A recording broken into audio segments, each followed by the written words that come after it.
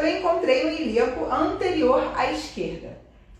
Então, essa técnica, a gente vai ficar do lado do ilíaco que está anterior. Se eu tenho um ilíaco anterior do lado esquerdo, eu tenho um ilíaco posterior relativo do lado direito. Ou seja, eu tenho um ilíaco que está mais em anterioridade do lado esquerdo e o direito, ele está numa posição relativa posterior ao outro lado, ok? Então, eu vou ficar do lado que o ilíaco está anterior. E eu peço para o paciente chegar bem pertinho de mim. Isso. E aí, o que eu vou fazer? Se o ilíaco esquerdo está anterior, eu levo para posterior, coloco as minhas costelas na tíbia do meu paciente, ok? É como se eu desse as costas para o paciente. E as minhas mãos vão ficar na outra perna do meu paciente. Lembrando que eu não vou comprimir a patela contra a tróclea, que isso vai gerar dor. Então, eu coloco a mão, pode ser uma mão em cima da coxa, uma mão em cima da outra, né? Posso pegar por aqui, né? É bastante utilizado dessa forma. E o que vai ser importante aqui? A mesma força que ele realizar com essa perna de me empurrar, é a mesma força que ele vai usar com essa perna de levantar a perna. E qual o princípio dessa técnica? Essa técnica trabalha com músculo energia. Ou seja, como essa está numa posição relativa posterior, quando ele contrair os músculos que são flexores de quadril, eles vão trazer esse ilíaco mais para anterior. Lembrando que é uma questão de tensão facial, de tecido, ok? Essa outra perna, essa perna esquerda dele, ele tem um ilíaco anterior. Então, eu levei a perna dele para trás, para levar esse ilíaco para posterior. Ele vai me empurrar. Quando ele me empurrar, ele vai usar os músculos que levam o ilíaco para posterior.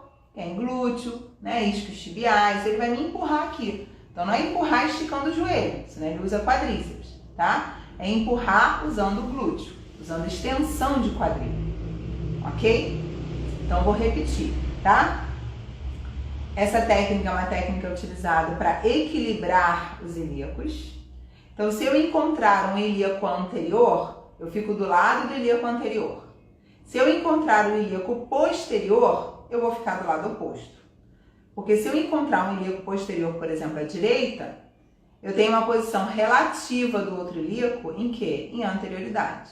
E o meu objetivo aqui é gerar uma harmonia desses ilíacos, diminuir as tensões ali faciais, de tecidos moles, tensões ligamentares, ok? E gerar um equilíbrio ali na pelve. Então, eu vou colocar as minhas costelas na tíbia do paciente e as minhas mãos na coxa, tá?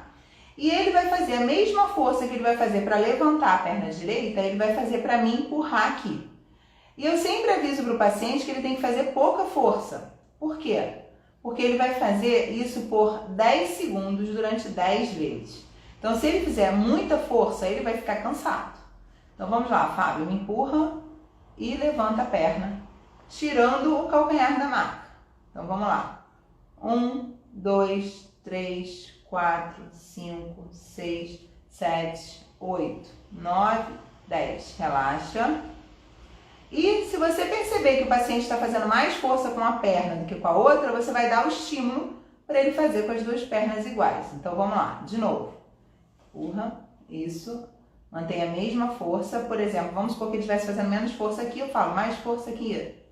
Ou mais força aqui, tá? Mantém. 8, 9, 10. Relaxa. E de novo. Vai. 1, 2, 3, 4, 5, 6, 7, 8, 9, 10. Relaxa. Então, vamos fingir que nós realizamos as 10 vezes. Quando a gente acabar de realizar a técnica, é importante a gente fazer a mesma avaliação, o mesmo teste que a gente verificou que tem um ilíaco anterior ou um ilíaco posterior e verificar se isso normalizou. Então, o teste que você tiver utilizado para verificar o posicionamento ou as tensões, você vai utilizar de novo para verificar se foi corrigido.